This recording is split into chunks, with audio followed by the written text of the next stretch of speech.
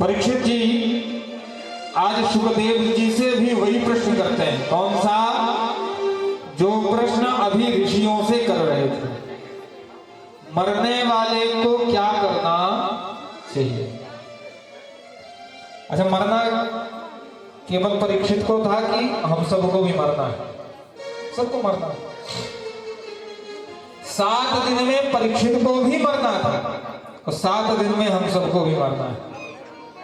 हाँ, उनका निश्चित था, लेकिन हम लोगों का उन 7 दिनों में कौन सा दिन है ये निश्चित नहीं है। पर मरना 7 ही दिन में है, 8वां दिन नहीं है। 2 प्रश्न करते हैं। एक प्रश्न है कि मरने वाले को क्या करना चाहिए। दूसरा प्रश्न है स्मर्तव्यम भजनीयम वा द्रोहियत वा विपर्ययम। किसका श्रवण करना चाहिए? श्रवणनीय कौन है?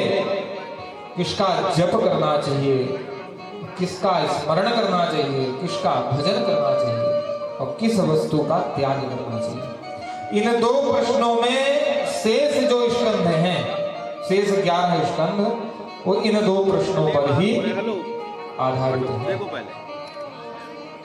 सुखदेव जी भी प्रश्नों को सुनकर के इतने प्रसन्न हुए कि उन्होंने कहा वरीयादेश ते प्रश्नः कृतो लोकहितं नृपा। वरीयादेश ते प्रश्नः,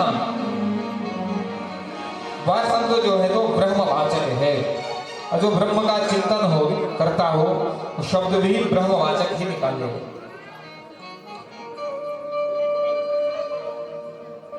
जिस गिलास में चाय रखी हो और पलट जाए तो क्या गिरेगा? पानी? कि दूध गिरेगा? चाय गिरेगी ना।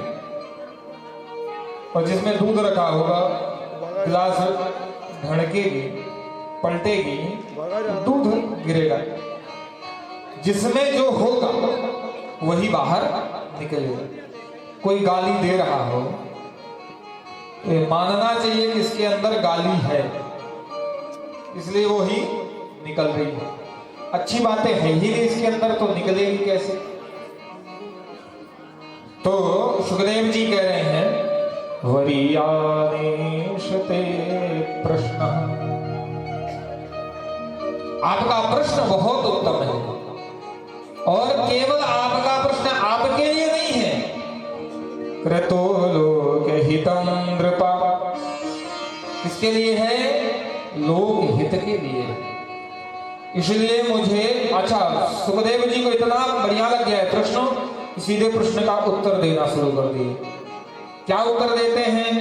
निद्रया ह्रियते नक्तं व्यवायेन च भावयः दिवाचार्थे हया राजन् कुटुम्बभरणेन वा। मनुष्य की एक आदत है, जीव की एक आदत है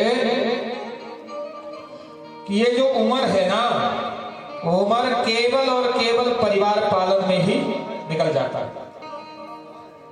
100 वर्ष की उम्र एवरेज, एक 100 वर्ष की उम्र है, पूर्णायु भी है। उसके पहले ही अब तो 100 कोई पहुंचता ही नहीं है। जो 100 पहुंच रहे हैं वो बड़े भाग्यशाली हैं। तो 100 वर्ष की आयु 50 वर्ष सोने में गवा दिया, बचे 50 वर्ष। तो उन 50 वर्षों में पहले बचपन, फिर पौगंडावस्था, फिर युवावस्था, फिर युवावस्था ही तो ब्याह हो गया, स्त्री संगम। अब भजन के लिए समय कहां से निकला? तो कह रहे हैं कि दिवाचार्थे हया राजन कुटुंब भरणेन वा, परिवार को चलाने में निकल गया। वृद्धावस्था आई तो अपना शरीर नहीं चल रहा, फिर भजन कहां से होगा?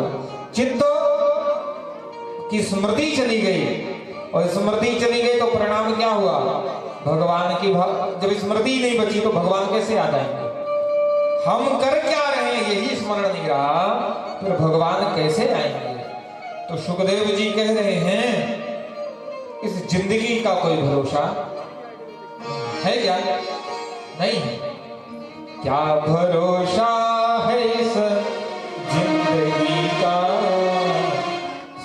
देती नहीं है किसी का।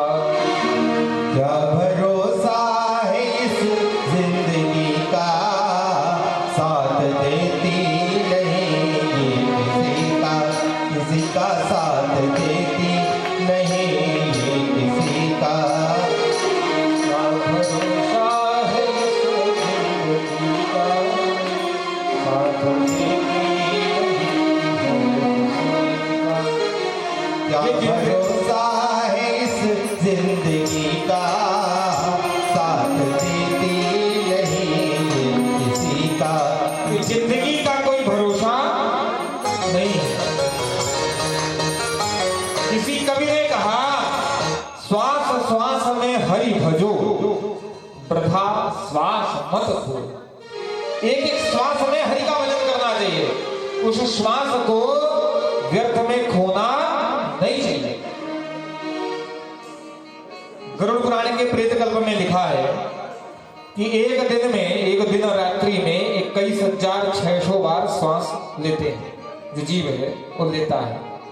उस श्वास में, प्रत्येक श्वास में भगवान का भजन करना चाहिए।